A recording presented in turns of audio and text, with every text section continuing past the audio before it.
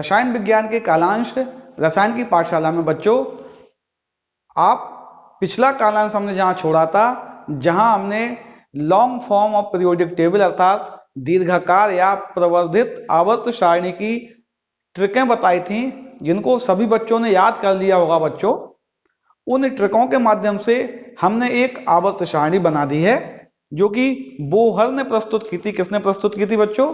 Bohr ने प्रस्तुत की थी। आइए आज हम इस बोहर आवर्त सारणी अर्थात दीर्घाकार आवर्त सारणी या प्रवर्धित आवर्त सारणी का विवरण करते हैं बच्चों। किसका? इसको क्या बोलते हैं? दीर्घाकार या प्रवर्धित। कौन सी बच्चों? दीर्घाकार या प्रवर्धित आवर्त सारणी। इसका नाम क्या है? दीर्घाकार या प्रवर्धित आवर्त सारणी। इसको बोहर आवर्त सारणी भी कहते हैं, long form of periodic table भी बोलते हैं इसे। इसका मैं विवरण करना था बच्चों। ये आपको याद तो हो गई होगी ना? क्यों भाई, सब बच्चों को याद है ना? रिपीट कर लें क्या? क्या था? आप मेरे साथ बोलेंगे शॉर्ट में, मैं 1 मिनट में सब बताऊंगा। हलीना की रुबीना से फ्रेंडशिप, बेटा मांगे कार स्कूटर बाप राजी, बैगन आलू गाजर इन थैला, कहें सियाजी सुनो प्रभु, न्यूजीलैंड पाकिस्तान ऑस्ट्रेलिया सब बिके, ओ सावधानी से टीपो, फिर कल बाहर आएंगी आंटी, हैडन नेहरा अगर कर 0 रन पर। ये आपको याद हो गए होंगे ना बच्चों अच्छे से। इसमें क्या था? स्कूटी वैन कार में फेंको निकोजी। निकूजी। ये क्या था? याजर नबी मोहम्मद टीसी रुके रहे, पड़ी आग में सीडी। और इसका था बच्चों ला हफ्ता वरना रियान ओसामा इरफान, बड़े गुंडे थे बच्चों ये, पीटेंगे और हंसेंगे। आपको ये याद हो गए होंगे ना बच्चों सबको। आइए इस आवर्त सारणी को हम समझते हैं। ये आवर्त सारणी मुख्यतः 2 भागों में विभाजित है बच्चों। जो पहले बताया था हमने, पहला कौन सा? ऊर्ध्वाधर, ऊर्ध्वा, अच्छा लिखना पड़ेगा, हिंदी भी कलिष्ठ है ना। ऊर्ध्वा, ऐसा है ना बच्चों? ठीक है, ऊर्ध्वाधर कॉलम, जो सीधी लाइनें हैं उन ऊर्ध्वाधर कॉलमों को वर्ग कहा था हमने। 18 वर्ग थे। क्रम संख्या लिखी हुई है इसकी, इसकी क्रम संख्या लिखी हुई है। ये क्रम संख्या लिखी हुई है बच्चों। इन वर्गों को IUPAC ने 1 से 18 तक क्रम संख्या दी थी, ये भी आप जानते थे। और यह 4 ब्लॉक थे, इसके 4 ब्लॉक थे। क्या थे बच्चों? इस वर्ग के 4 ब्लॉक थे, SPDF। आइए इन ब्लॉक्स के बारे में अलग अलग जानने का प्रयास करते हैं बच्चों। सबसे पहली 2 लाइनें, प्रथम 2 लाइनें अर्थात फर्स्ट ए व सेकंड ए के तत्व S ब्लॉक कहलाते हैं। क्या कहलाते हैं बच्चों? S block, S block elements. क्यों कहलाते हैं? क्योंकि जब इनका इलेक्ट्रॉनिक विन्यास लिखेंगे, ये मैं पहले बता चुका हूं, बोर्ड ने इलेक्ट्रॉनिक विन्यास के आधार पर तालिका दी थी। जब इनका इलेक्ट्रॉनिक विन्यास लिखेंगे तो इनका जो लास्ट इलेक्ट्रॉन है वो S ऑर्बिटल्स में जाएगा। लास्ट इलेक्ट्रॉन कहां एंटर करेगा? S ऑर्बिटल में एंटर करेगा, इसलिए यह S ब्लॉक के तत्व है। इनकी 2 ऊर्ध्वाधर कॉलम्स हैं, फर्स्ट ए और सेकंड ए। ये जो फर्स्ट ए होते हैं इनको हम क्षारीय धातुएं कहते हैं। क्या कहते हैं बच्चों? फर्स्ट ए के तत्वों को हम क्षारीय धातुएं कहते हैं। क्यों कहते हैं? क्वेश्चन आता है। क्योंकि इनके ऑक्साइड क्या होते हैं बच्चों? इनके ऑक्साइड कैसे होते हैं? क्षारीय होते हैं। कैसे होते हैं बच्चों? इनके ऑक्साइड क्षारीय होते हैं और जल में घुलकर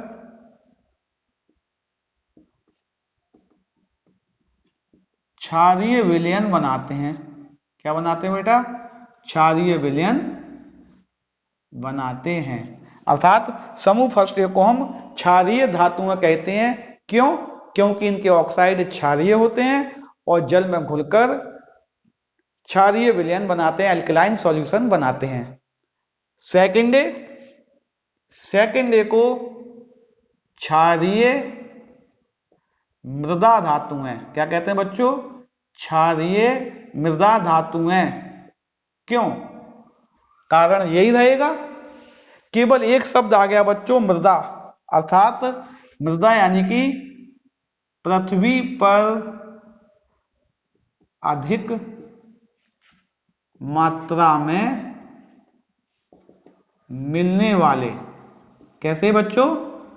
पृथ्वी पर अधिक मात्रा में, मृदा यानी कि अर्थ, मिलने वाले पदार्थ जिनके ऑक्साइड क्षारीय थे, जो जल में घुलकर क्षारीय विलयन बना रहे थे, उनको क्षारीय मृदा धातुएं कहते हैं।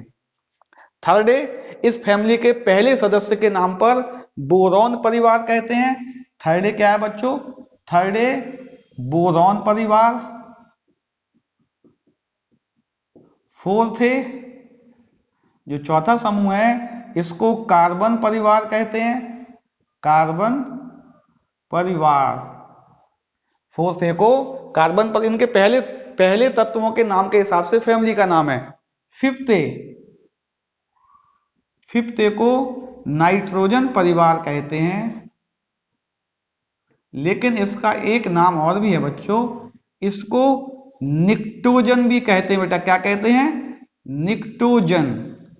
नाइट्रोजन फैमिली के मेंबर्स क्या कहलाते हैं? निक्टोजन भी कहते हैं इनको। निक्टोजन, क्या बच्चों? निक्टोजन। निक्टोजन क्या होता है? निक्टोजन का मीन्स होता है वो तत्व या वो पदार्थ जो चौक करते हैं, गले को चौक करते हैं, दम घोटने वाली गैसें। अर्थात जो नाइट्रोजन जो होती है वो दम, अगर उसको हम लेते हैं तो घुटन होती है हमें सांस लेने में। दम घोटने वाली गैसों को लैटिन भाषा में निक्टोजन कहा जाता था, इसलिए फिफ्थ ए को निक्टोजन भी कहते हैं। क्या बोलते हैं उसको बेटा? निक्टोजन फैमिलीज। क्यों बोलते हैं? क्योंकि यह गैसें दम घोटने वाली होती हैं, इसलिए इसका नाम निक्टोजन पड़ गया। सिक्स्थ ए को ऑक्सीजन फैमिली बोलते हैं। क्या बोलते हैं बेटा? Oxygen family. इसका नाम कैल्कोजन भी है। क्या है बच्चों? कैल्कोजन।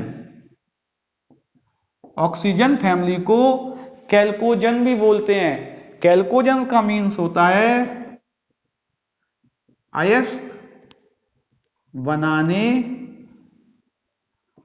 वाले तत्व, अर्थात वह तत्व जिनके रूप में अधिकांश अयस्क पाए जाते हैं। जिनमें क्या पाए जाते हैं बच्चों? अयस्क, अर्थात ज्यादातर अयस्क ऑक्साइड और सल्फाइड्स के रूप में मिलते हैं, इसलिए ओर फॉर्मेटिंग एलिमेंट्स को कैल्कोजेंस बोलते हैं और ये ऑक्सीजन फैमिली का नाम है। ऑक्सीजन फैमिली को कैल्कोजेंस भी बोलते हैं। सेवेंथ ए को नाम हेलोजन बोलते हैं। क्या बोलते हैं बेटा?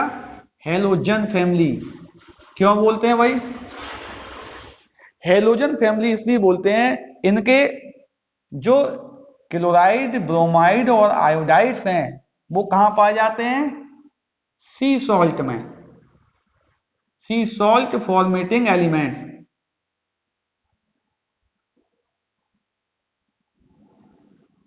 सी सॉल्ट फॉर्मेटिंग एलिमेंट्स अर्थात जिनके लवण समुद्री जल में पाए जाते हैं उनको हेलोस कहते हैं और हेलोस से इनका नाम हेलोजेंस पड़ गया। क्या पड़ गया बच्चों? हेलोस से इनका नाम हेलोजेंस, अर्थात इनको हेलोजेंस बोलते हैं। शून्य समूह के तत्वों को जब प्रकृति में प्राप्त किया गया बच्चों, तो यह बहुत अल्प मात्रा में मिल रही थी, बहुत कम मात्रा में, बहुत मुश्किल से निकल रही थी, इसलिए पहला इसका नाम पड़ा रेयर गैस। क्या पड़ा नाम बच्चों? Rare gas. पहले इनका नाम दुर्लभ गैसें पड़ा। क्या पड़ा बच्चों? दुर्लभ गैसें। जब बाद में इन्हें प्राप्त कर लिया, प्राप्त करने के पश्चात इनकी रासायनिक क्रियाशीलता देखी गई तो यह रासायनिक रूप से निष्क्रिय पाई गई, इसलिए इनका नाम पड़ गया था अक्रिय गैसें। क्या नाम पड़ गया था बच्चों? अक्रिय गैस हैं। और वर्तमान में जब इनकी और गुणों का अध्ययन किया गया तो पाया गया इनके ऑक्साइड्स, फ्लोराइड्स, ऑक्सीफ्लोराइड्स प्राप्त होते हैं, तो इनका अक्रिय गैस नाम सही नहीं हो रहा था, इसलिए इनका नाम आ गया नोबल गैसेस, उत्कृष्ट गैसेस। क्या नाम है बच्चों इनका? उत्कृष्ट गैस। शून्य समूह के तत्वों को पहले दुर्लभ गैसें कहा जाता था, बहुत मुश्किल से मिल रही थी। फिर अक्रिय गैसें कहा जाता था क्योंकि यह रासायनिक रूप से निष्क्रिय थी, लेकिन इनकी क्रियाशीलता को देखते हुए इनका नाम हो गया नोबल गैसेस, उत्कृष्ट गैसें हैं ये। ठीक है ना? तो एस और पी ब्लॉक के परिवार को बेटा हमने समझा है, इनको थोड़ा आप नोट कीजिए।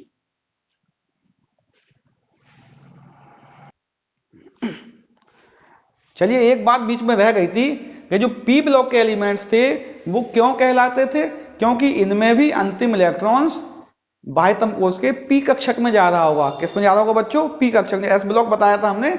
इसी क्रम में पी ब्लॉक के एलिमेंट्स कौन से कहलाएंगे? इनमें अंतिम इलेक्ट्रॉन जब इलेक्ट्रॉनिक विन्यास लिखेंगे तो बाह्यतम कोश के पी कक्षक में जाएगा। एस और पी ब्लॉक के तत्वों के बच्चों हमने नाम जान लिए हैं। कौन कौन से? क्षारीय धातुएं, क्षारीय मृदा धातुएं, boron carbon family, nitrogen family एवं निक्टोजन, ऑक्सीजन फैमिली एवं कैल्कोजेंस, हेलोजन फैमिलीज, और दुर्लभ गैसें, अक्रिय गैसें और उत्कृष्ट गैसें। ये हम जान चुके थे। अब कुछ और बातें जानते हैं बेटा वर्गों के संबंध में कि एस और पी जो ब्लॉक है, एस और पी ब्लॉक, इनको एक साथ मिलाकर सामान्य तत्व कहते हैं। क्या कहते हैं बच्चों? सामान्य तत्व, नॉर्मल एलिमेंट्स। क्या कहलाते हैं? नॉर्मल एलिमेंट्स, सामान्य तत्व। आवर्त सारणी के एस ब्लॉक और पी ब्लॉक के तत्वों को सामूहिक रूप से मिलाकर बच्चों नॉर्मल एलिमेंट्स कहते हैं, सामान्य तत्व कहते हैं, क्योंकि यह धातुओं कौन? यह धातुओं व अधातुओं के सामान्य गुण रखते हैं। बच्चों यहां हो सकता है इस साइड दिख नहीं रहा होगा, तो आप, मैं बोल भी रहा हूं, सामान्य तत्व कहते हैं यह धातुओं व अधातुओं के सामान्य गुण रखते हैं। जो मेटल्स और नॉन मेटल्स में जनरल कॉमन प्रॉपर्टीज होती हैं वो एस और पी ब्लॉक के तत्वों में पाई जाती हैं, इसलिए इनका नाम क्या पड़ गया बच्चों? सामान्य तत्व। समूह में और देखते हैं बच्चों। ये समूह होगा, एस ब्लॉक हो गया, पी ब्लॉक हो गया। अब आता है डी ब्लॉक। कौन सा बच्चों? D block. एस और पी ब्लॉक के मध्य कौन सा परिणाम है? D block. आवर्त सारणी में एस व पी ब्लॉक के बीच स्थित तत्व, आवर्त सारणी में एस व पी ब्लॉक के बीच स्थित तत्व डी ब्लॉक के तत्व कहलाते हैं।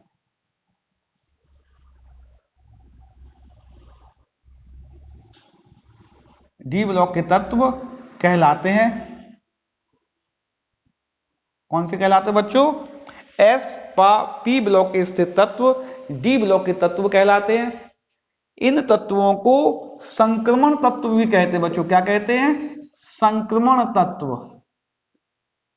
इन तत्वों को संक्रमण तत्व भी कहते हैं। क्यों कहते हैं? प्रश्न आता है। क्योंकि इनके जो गुण होते हैं, इनके गुण एस व पी ब्लॉक के बीच ट्रांजिस्ट होते रहते हैं, अर्थात संक्रामी होते हैं, संक्रमित होते रहते हैं, संक्रमित होते रहते हैं। संक्रमित का मतलब ट्रांजिस्ट, कभी इस साइड गुण रहते हैं इसके, कुछ गुण इससे मिलते जुलते हैं, अर्थात इनके इंटरमीडिएट गुण होते हैं। किसके? एस ब्लॉक और पी ब्लॉक के तत्वों के इंटरमीडिएट प्रॉपर्टीज पाई जाती हैं, इसलिए इन्हें संक्रमण तत्व भी कहा जाता है। इनके बाह्यतम दो कोश अपूर्ण होते हैं। कौन से बच्चों? बाह्यतम दो कोश, कौन से? बाह्यतम दो कोश अपूर्ण होते हैं।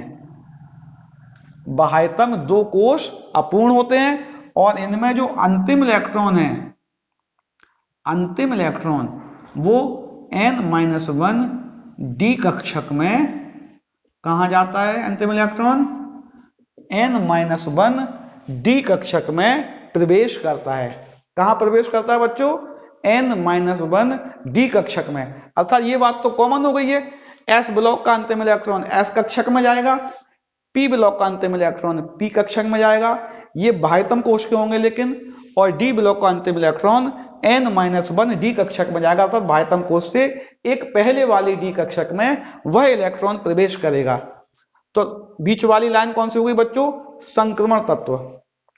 जब इस आवर्त सारणी को बनाया गया तो संक्रमण तत्वों को क्रम से रख रहे थे, तो बीच में कुछ तत्व ऐसे भी आए बच्चों, जैसे कि परमाणु क्रमांक 58 से 71 तक के तत्व, जिनके गुण संक्रमण तत्वों से बहुत ज्यादा मैच नहीं कर रहे थे।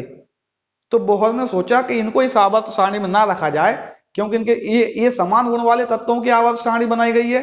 तो उन्होंने उपरोक्त दो तत्वों की श्रेणी 58 से 71 और 90 से 103, ये वाली लेंथेनम के बाद निकलने वाले 58 से 71, 58, 59, 60, 61, 62, 63, 64, 65, 66, 67, 68, 69, 70, 71, कितना हो रहा है? 58 से 70 आएगा ना यहाँ पे। चलिए हम देखते हैं, अभी इसको चेक कर लेंगे बेटा। अब इस मतलब 14 तत्व ये होगा ना, 58 से लगाएंगे, 58, 59, 60, 61, 62, 63, 64, 65, 66, 67, 68, 69, 70, 71 होगा ना, तो ये 72 से आएगा ना बेटा, फिर 72 आएगा फिर ये। 58 से 71 तक के 14 तत्व और 90 से 103 के 14 तत्वों को इन संक्रमण तत्वों के बीच से निकाल दिया गया, उन्हें आवर्त सारणी के नीचे रखा गया। चूंकि यह तत्व संक्रमण तत्व के मध्य से निकाले गए थे, इसलिए इनका नाम पड़ गया बच्चों आंतरिक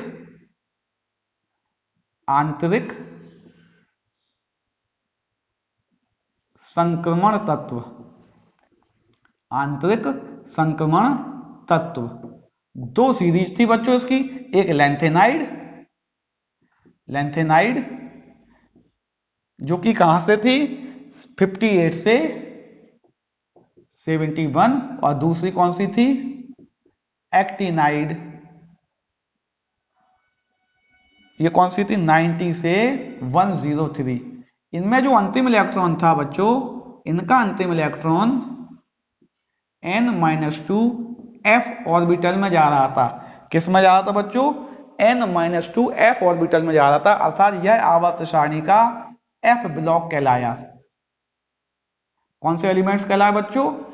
f ब्लॉक एलिमेंट्स कहलाए, क्योंकि इनमें अंतिम इलेक्ट्रॉन कहां जा रहा था? n-2 f में जा रहा था। इसके बाह्यतम 3 कोश अपूर्ण थे। कितने कोश अपूर्ण थे? बाह्यतम 3 कोश अपूर्ण होते थे। मैं दोबारा बता रहा हूं बच्चों, सभी ब्लॉक के तत्वों को उनमें जाने वाले अंतिम इलेक्ट्रॉन के आधार पर नाम दिया गया। s ब्लॉक अंतिम इलेक्ट्रॉन s कक्षक में जाएगा, p ब्लॉक में p में, d में d में और f में f में जाएगा। ये 4 ब्लॉक हो गए थे। s और p को सामान्य तत्व कहा गया था बच्चों। d ब्लॉक के तत्वों को संक्रमण तत्व कहा गया, क्योंकि इनके गुण s और p के बीच संक्रमित होते रहते थे। f ब्लॉक के तत्वों को संक्रमण तत्वों के बीच से निकाली गई श्रेणी के रूप में व्यक्त किया गया था, इसलिए इनका नाम आंतरिक संक्रमण तत्व पड़ गया। तो ये ब्लॉक बच्चों आपको समझ में आ रहे हैं ना चारों? अर्थात आवर्त सारणी की जो 18 ऊर्ध्वाधर कॉलम थे, अभी हमने उनकी व्याख्या कर दी है। अब हम क्या करेंगे, इसकी 7 क्षैतिज पंक्तियां थी बच्चों। कितनी? 7 क्षैतिज पंक्तियां थी। उन पंक्तियों को हमने आवर्त कहा था। आइए अब हम आवर्त की व्याख्या करते हैं।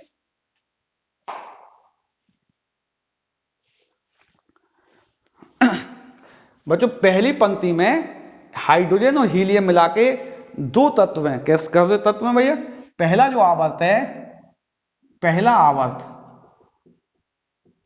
इसमें 2 तत्व हैं। कितने तत्व बच्चों? 2 तत्व हैं। इसका नाम अति लघु आवर्त कहा गया। क्या कहा गया बच्चों? अति लघु आवर्त। पहले आवर्त को अति लघु आवर्त कहा गया। इसमें दो तत्व थे। दूसरे और तीसरे आवर्त में 1 2 3 4 5 6 7 8 तत्व थे। कौन कौन से में? दूसरे और तीसरे आवर्त में कितने तत्व थे? 8 तत्व थे। इन्हें लघु आवर्त कहा गया। क्या कहा गया बच्चों? लघु आवर्त कहा गया। चौथे आवर्त में और पांचवें आवर्त में 1 2 3 4 5 6 7 8 9 10 11 12 13 14 15 16 17 18 यानी कि चौथे व पांचवें आवर्त में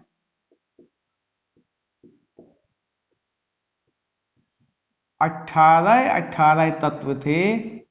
इन्हें हमने दीर्घ आवर्त कहा। क्या कहा बच्चों? दीर्घ आवर्त। इनका नाम क्या होता है? इनका नाम दीर्घ आवर्त होता है। छठवें आवर्त में 1 2 3 और इससे ही चूंकि लैंथेनाइड की श्रेणी के 14 तत्व निकले थे, उन्हें भी इसमें सम्मिलित किया जाता है। वो 14 और सम्मिलित कर लें तो कुल मिला के 32 हो जाते हैं। छठवें आवर्त में 32 तत्व थे। कितने थे बच्चों? 32 तत्व थे। इसे अति दीर्घ आवर्त का। कौन सा कहा बच्चों? अति दीर्घ आवर्त कहा गया। लघु आवर्त, अति लघु आवर्त, लघु आवर्त, दीर्घ आवर्त, अति दीर्घ आवर्त। सातवां आवर्त जो था वो अपूर्ण था। कैसा था बच्चों? अपूर्ण था। देखिए पुनः देख लेते हैं। पहले आवर्त में हाइड्रोजन हीलियम 2 तत्व थे, इसे अति लघु कहा। दूसरे और तीसरे आवर्त में कुल मिला के 8 तत्व थे, इन्हें लघु आवर्त कहा गया। इसी क्रम में चौथे और पांचवें को दीर्घ, छठवें को अति दीर्घ और सातवां आवर्त जो कि अपूर्ण आवर्त था, इसमें अभी तक ज्ञात तत्वों की खोज चल रही थी बेटा, तत्वों की खोज चल रही थी। तो सातवां अपूर्ण, कुछ आवर्त सारणी में आगे भी बने हुए हैं, चूंकि आपको आवश्यकता नहीं थी इसलिए मैंने बनाए नहीं है बेटा, और तत्वों के नाम आ गए हैं यहाँ पे, हमें उनकी आवश्यकता नहीं थी इसलिए बनाए नहीं है। तो अभी आवर्तों का सामान्य विवरण आ रहा है में कि क्या होता है।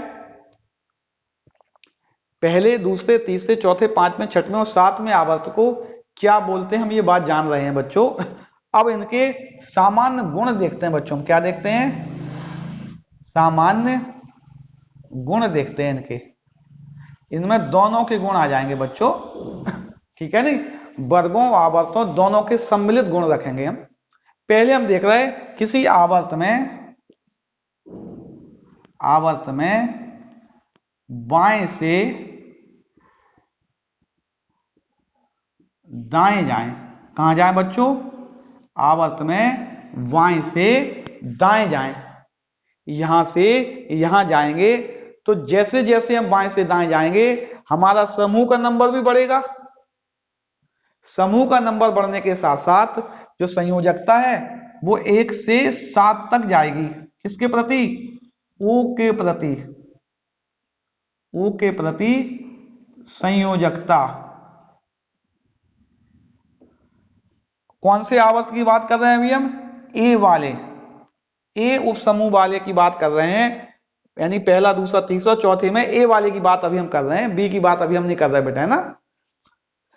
1 से 7 तक ऑक्सीजन के प्रति संयोजकता बढ़ेगी, और अगर हाइड्रोजन के प्रति देखेंगे तो 1 से 4 तक बढ़ेगी, फिर क्रमशः घटकर 3 2 और 1 हो जाएगी। क्रमशः घटकर 1 3 2 1 हो जाएगी। अर्थात प्रत्येक वर्ग का जो वर्ग क्रमांक है 1 से लेके 7 तक, वह उस वर्ग के तत्वों की ऑक्सीजन के प्रति संयोजकता को व्यक्त करेगा। ठीक है ना बच्चों, समझ में आ रहा है ना। अगला देखें हम, अगली बात करें। प्रत्येक वर्ग में जो तीसरे आवर्त के तत्व हैं, कौन से वाले बच्चों? तीसरे आवर्त के तत्व, अर्थात तीसरा आवर्त। कौन कौन से तीसरे आवर्त के तत्व हैं? Sodium, magnesium, aluminium, silicon, phosphorus, sulphur, chlorine. ये जो तीसरे आवर्त के तत्व हैं ये अपने परिवार के सबसे लायक बच्चे होते हैं, अर्थात इनमें अपने परिवार के सबसे ज्यादा गुण पाए जाते हैं बच्चों। सर्वाधिक गुण इनमें अपने परिवार के पाए जाते हैं, इसलिए इस आवर्त के तत्वों को हम नॉर्मल एलिमेंट या प्रतिनिधि तत्व कहते हैं। क्या कहते हैं बच्चों? प्रतिनिधि तत्व या निरूपक तत्व। क्या कहते हैं बच्चों?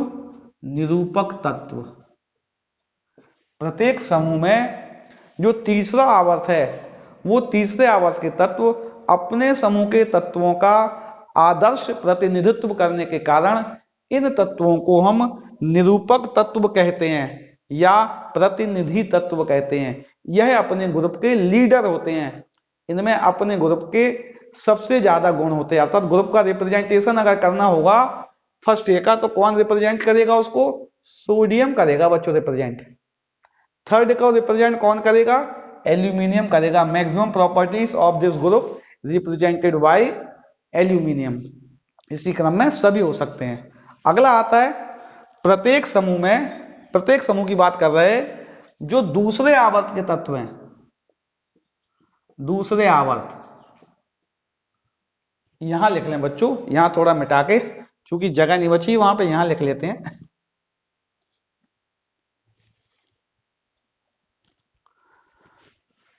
जो दूसरे आवर्त के तत्व हैं कौन से बच्चों? दूसरे आवर्त के तत्व कौन कौन से थे? जैसे कि लिथियम, बेरिलियम, बोरॉन, कार्बन। इनके गुण अपने समूहों से कम मिलते हैं। हाँ भाई, परिवार होता है ना, एक अच्छा बच्चा भी होता है, एक बिगड़ा हुआ बच्चा भी होता है। अपने परिवार का अच्छा बच्चा कौन था? तीसरे आवर्त के तत्व थे, अर्थात रिप्रेजेंटेटिव एलिमेंट्स थे, प्रतिनिधि एलिमेंट्स थे, अपने परिवार के आइडियल कैरेक्टरिस्टिक्स रखने वाले। ये आ गया परिवार के बिगड़े हुए बच्चे। दूसरे ग्रुप के जो तत्व हैं वो अपने परिवार के बिगड़े हुए बच्चे हैं। इनमें क्या था बच्चों?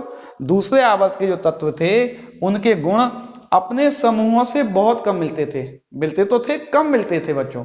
लेकिन जो तीसरे आवर्त के तत्व थे, तीसरे आवर्त के तत्व से दूसरे आवर्त तत्व के गुण, इनके गुण जो थे वो तीसरे आवर्त के तत्व से विकर्ण में, किसमें बच्चों? विकर्ण में मिलते थे। क्या बात हो रही है, मैं दोबारा बताऊं। जो दूसरे आवर्त के तत्व ये हैं lithium, beryllium, boron, carbon, nitrogen, और तीसरे आवर्त के तत्व sodium, magnesium, aluminium, silicon, phosphorus. दूसरे आवर्त के तत्व जो थे इनके गुण अपने समूहों से कम मिलते थे, लेकिन जो अपने से अगले समूह के तत्व थे उनसे विकर्ण में गुणों में समानताएं होती है। लिथियम की किससे? मैग्नीशियम से, और बोरॉन की सिलिकॉन से, और कार्बन की फास्फोरस से। गुणों में क्या होती थी बच्चों? गुणों में समानताएं पाई जाती थी। गुणों में समानताएं पाई जाती थी। तत्वों की गुणों में यह समानता विकर्ण संबंध कहलाई। क्या कहलाई बच्चों? विकर्ण संबंध। मैं पुनः बता रहा हूं, दूसरे आवर्त के तत्वों के गुण, जो परिवार के बिगड़े हुए बच्चे थे, अपने समूह के तत्वों से कम मिलते जुलते थे, लेकिन अपने से अगले समूह के तत्व से विकर्ण में गुणों में समानताएं होती थी। तत्वों के गुणों में यह समानता विकर्ण संबंध कहलाती है। क्या कहलाती है बच्चों? महत्वपूर्ण प्रश्न है, परीक्षाओं में आता है। दूसरे आवर्त के तत्वों के गुण अगले समूह के तीसरे आवर्त के तत्वों से विकर्ण में समान होते हैं। इनकी गुणों में यह समानता विकर्ण संबंध कहलाती थी। नोट कर लेना बच्चों, आप सबको मैं नोट्स भी दूंगा इसके, आप फिर भी आपको नोट कर लेना है। विकर्ण संबंध कहलाते हैं। अगला गुण देखें बच्चों, वर्गों आवर्तों का जब विवरण चल रहा है, अगला गुण देखें। आप देखें बच्चों, जो प्रत्येक पहले जो मेंडलीव की आधुनिक आवर्त सारणी थी उसमें समूह के उप समूह भी थे। समूह के उप समूह भी थे। जैसे ए जो था वो फर्स्ट ए और सेकंड ए भी था, और फर्स्ट बी और सेकंड बी भी था। देखें बच्चों, फर्स्ट ए जो था, फर्स्ट ए, इसके तत्व कौन से थे बच्चों? हलीना की, क्या था, मैं लिख दूं, हलीना की जुबीना से फ्रेंडशिप। ये तो आपको याद है ना, ऐसे में लिख दूं तो थोड़ा ऊपर लिख दूं, हा लीना की जुबीना से फ्रेंडशिप। जो सेकेंड डे था, फर्स्ट बी की बात कर लें। फर्स्ट बी ये था, क्या था, C U A G A U. जो फर्स्ट ए और फर्स्ट बी के तत्व थे बच्चों, पहले इन्हें एक ही परिवार में रखा जाता था, क्योंकि एक परिवार में रखने से इनके गुणों में भिन्नताएं का होने के कारण इनको अलग अलग कर दिया गया था। लेकिन जब इन्हें एक परिवार में रखा गया था, उस समय एक कॉन्सेप्ट लिया गया था बच्चों कि इनके गुण कुछ मिलते जुलते थे। इनके गुण क्या थे बच्चों? कुछ मिलते जुलते थे, सभी गुण नहीं थे, बहुत से गुण मिलते थे। तो प्रश्न आया, कहां तक मिलते थे? ऐसा कौन सा एलिमेंट आया जिसके गुण दोनों समूहों से थोड़े बहुत मिल रहे थे? तो ऐसा समूह था ये प्रतिनिधि तत्व, जो कि अपने परिवार का सबसे अच्छा बच्चा था। वो अपने दूसरे परिवार से भी कनेक्शन बनाए हुए था। इस परिवार का जो विघटन हो गया था बच्चों, फर्स्ट ए का फर्स्ट बी यहां पहुंच गया था लड़ाई होने के कारण, ये अभी भी इससे संबंध बनाए हुए था। अर्थात अगर यहां पे हम सोडियम डाल दें, क्या लिख दें बच्चों, यहां Na लिख दें और ये H और Li लिख दें, ये जो तत्व है जो कि तीसरे आवर्त का तत्व है, कौन सा वाला बच्चों? ये जो Na है, ये तीसरे आवर्त का तत्व है। इसके गुण अपने समूह के दोनों उपसमूहों से मिलते जुलते हैं। क्या कह रहा हूं बच्चों, पुनः देखो भाई, जो Na है, Na के गुण अपने समूह के दोनों उपसमूहों से, अपने समूह के दोनों उपसमूहों से मिलते जुलते हैं। किसके गुण बच्चों? तीसरे आवर्त के तत्वों के गुण। हमने Na का उदाहरण लिया है, अपने समूह के दोनों उपसमूहों से मिलते जुलते हैं। इनके यह तत्व सेतु तत्व कहलाते हैं। क्या कहलाते हैं बच्चों? सेतु तत्व, या इसको बोलते हैं ब्रिज तत्व। ब्रिज तत्व, तीसरे आवर्त के तत्व ऐसे तत्व होते हैं जिनके गुण अपने समूह के दोनों उपसमूहों से मिलते जुलते हैं। इन तत्वों को सेतु तत्व या ब्रिज तत्व कहते हैं। क्या कहते हैं बच्चों? सेतु तत्व या ब्रिज तत्व कहते हैं। यह अपने समूह के दोनों उपसमूहों के बीच में सेतु का काम करते हैं, लेकिन इनके गुण उस समूह से ज्यादा मिलेंगे जहां ये उपस्थित हैं। अर्थात फर्स्ट ए से गुण इसके ज्यादा मिलेंगे और फर्स्ट बी से भी इसके गुण मिलेंगे, लेकिन कम गुण मिलेंगे। इन तत्वों को कौन सा तत्व कहा जा रहा है बच्चों? सेतु तत्व। इनको नोट करना बच्चों थोड़ा।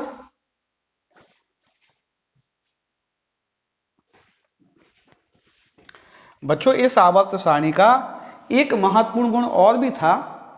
इस चूंकि मेंडलीव की जो आधुनिक आवर्त सारणी थी, उसमें एक महत्वपूर्ण दोष था।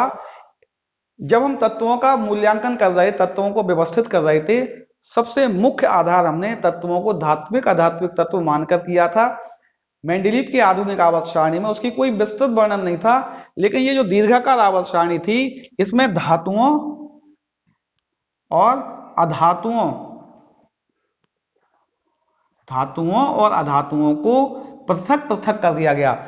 जैसे जैसे हम यहां से यहां जाएंगे, कहां कह रहा हूं बच्चों, किसी भी आवर्त में बाएं से दाएं जाएंगे। किसमें बच्चों? आवर्त की बात कर रहा हूं। आवर्त में कहां से जा रहे हैं बच्चों? बाएं से। जैसे ही हम दाएं जाएंगे, हमारा जो धात्विक गुण है, धात्विक गुण लगातार कम होता जाएगा। क्या होता जाएगा? कम होता जाएगा। आवर्त में बाएं से दाएं जाने पर धात्विक गुण लगातार कम होता जाएगा और अधात्विक गुण बढ़ता जाएगा। अर्थात बाएं पक्ष में स्थित तत्व धातुएं थे, यहां कौन से थे? धातुएं थे। और दाएं पक्ष में स्थित तत्व अधातुएं थे। ये इसका बड़ा मतलब इसकी उपलब्धि थी कि इन्होंने धातुओं और अधातुओं को भी अलग अलग कर दिया था। इसके अलावा इस आवर्त सारणी में तत्वों के बहुत से आवर्ती गुण, जैसे कि आयनन ऊर्जा, परमाणु आकार, आयनिक त्रिज्या, इलेक्ट्रॉन बंधुता, आयनन विभव और ऑक्साइडों की अम्लीय क्षारीय प्रकृति इत्यादि को भी आसानी से समझा जा सकता है। इसको मैं अगले कालांश में समझाऊंगा। आवर्ती गुण लेके मैं आपके समक्ष आऊंगा और आवर्त सारणी में आवर्ती गुणों में क्या चेंज होता है उसको भी हमें देखना है बच्चों, है ना। उसको हम अगले कालांश में देख लेंगे। अब प्रश्न ये आता है, इस आवर्त सारणी से जो मेंडलीव की जो आधुनिक आवर्त सारणी थी, आधुनिक आवर्त सारणी थी जो के दोषों का निवारण, दोषों का निवारण, जो आधुनिक आवर्त सारणी में दोष थे उन दोषों को इस आवर्त सारणी की सहायता से किस प्रकार दूर किया गया, किस प्रकार सेपरेट किया गया, उसको देखते हैं। सबसे पहले इस आवर्त सारणी में धातु व अधातु को पृथक कर दिया गया। क्यों बच्चों, किया गया कि नहीं किया गया? धात्विक तत्वों को अधात्विक तत्वों से पृथक कर दिया गया, जो कि मेंडलीव की आधुनिक आवर्त सारणी का दोष था। यहां धातु हैं, इस साइड अधातु हैं और बीच में संक्रमण तत्व हैं जिनके गुण ट्रांजिस्ट करते रहते हैं, अर्थात धातु को अधातु से पृथक कर दिया गया। दूसरा, जो समान गुण वाले तत्व थे, समान असमान का है बच्चों, है ना, असमान गुण वाले तत्व जो थे, असमान गुण वाले तत्व जैसे फर्स्ट ए फर्स्ट बी को पृथक पृथक रख दिया गया। क्या हुआ बच्चों? असमान गुण वाले तत्व जैसे फर्स्ट ए को फर्स्ट बी से अलग कर दिया गया। मेंडलीव की आधुनिक आवर्त सारणी में इन्हें एक साथ रखा गया था जबकि इनके गुणों में असमानता थी। तीसरा, मेंडलीव की आवर्त सारणी में चौथे, पांचवें और छठवें आवर्त में एक एक श्रेणी और भी थी, विषम श्रेणी थी। अर्थात चौथे आवर्त में 2 श्रेणियां थी, पांचवें में 2 थी और छठवें में 2 थी, अर्थात कुल मिला के 10 श्रेणियां थी। 7 तो थे ही, 3 आवर्तों की श्रेणियां डिवाइड थी। उन विषम श्रेणियों को समाप्त कर दिया गया, अर्थात चौथे, पांचवें व छठवें आवर्तों की विषम श्रेणियों को, किसको बच्चों? विषम श्रेणियों को समाप्त कर दिया गया, समाप्त कर दिया गया। इस आवर्त सारणी की ये उपलब्धियां थी जो कि मेंडलीव की आधुनिक आवर्त सारणी में कमियां थी, उन कमियों को इसने दूर कर दिया था। धातु अधातुओं को अलग कर दिया था। अगला प्रश्न क्या, अगला क्या था बच्चों? असमान गुण वाले तत्वों को भी पृथक पृथक कर दिया था। जो विषम श्रेणियां थी उनको भी हटा दिया था मूल आवर्त सारणी से और एक एक श्रेणी बनाई गई थी, सबकी एक एक आवर्त में रखा गया था। इसमें अभी भी कुछ दोष थे बच्चों। ये आवर्त सारणी वैसे तो सर्वमान्य है और अभी इसी को हम पढ़ते हैं, इसी से संबंधित गणनाएं करते हैं। इसमें कुछ दोष जो आधुनिक आवर्त सारणी में भी थे वो अभी तक सही तरह से उनका स्पष्टीकरण नहीं मिल पाया है। सबसे पहला दोष, यहां भी हाइड्रोजन के गुण फर्स्ट ए और सेवेंथ ए के समान होते हैं, लेकिन इलेक्ट्रॉनिक विन्यास को प्राथमिकता देते हुए अभी इसे फर्स्ट ए में रखा गया, क्योंकि उसका इलेक्ट्रॉनिक विन्यास 1s1 होता है, इसलिए फर्स्ट ए में रख दिया गया एस ब्लॉक के साथ। लेकिन इसके एस ब्लॉक के सभी गुण इससे मैच नहीं होते हैं बच्चों, ठीक है ना। तो हाइड्रोजन का स्थान अभी भी निश्चित नहीं था। 8वें समूह में अभी भी 3-3 के समूह थे। 3-3 तत्वों के समूहों को एक साथ क्यों रखा गया है, इस बात की व्याख्या भी नहीं हो पाई थी। अर्थात पहला कौन सा था? हाइड्रोजन का स्थान। दूसरा कौन सा था? जो 8वां समूह था, 8वें समूह में 3-3 तत्वों के 3 समूह या तत्वों के 3 समूह होना, और लास्ट वाला था जो दुर्लभ मृदा तत्व थे लैंथेनाइड और एक्टिनाइड, उनको मुख्य आवर्त तालिका से बाहर क्यों निकाल दिया गया? यानी कि लैंथेनाइड व एक्टिनाइड को मुख्य आवर्त सारणी से बाहर क्यों रखा गया? बाहर क्यों रखा गया, इसको यह स्पष्ट नहीं कर पा रहा था। बच्चों, बोहर द्वारा प्रतिपादित उपरोक्त दीर्घाकार आवर्त सारणी तत्वों के वर्गीकरण में वैसे तो बहुत महत्वपूर्ण भूमिका निभा रही थी, और इसकी व्याख्या हम आगे भी एक दो कालांशों में करेंगे। इसमें उपरोक्त दोष भी थे। अगले कालांश में बच्चों हम बोहर द्वारा जो हमें ये आवर्त सारणी प्राप्त हुई है, इसमें तत्वों के स्थान को देखेंगे कि हमें यदि ये खाली आवर्त सारणी मिल जाए, हम कैसे जाने इस आवर्त सारणी में कौन सा तत्व कहाँ होगा। क्या कह रहा हूं मैं, ध्यान सुनिए, कौन सा तत्व कहाँ होगा वो देखेंगे। उसके बाद के कालांश में तत्वों के आवर्ती गुणों को भी देखेंगे हम। ये आवर्त सारणी अभी आसानी से पीछा नहीं छोड़ने वाली है बच्चों, इसे आगे पढ़ेंगे। तब तक के लिए आप उपरोक्त नवीन नवीन जानकारियों को नोट कीजिए, इससे संबंधित नोट्स भी आपके पास उपलब्ध हो जाएंगे। सभी बच्चों को एक बार पुनः इस बात की आशा करते हुए कि आप नवीन जानकारियां लेने के लिए लगातार मेरे साथ बने रहेंगे।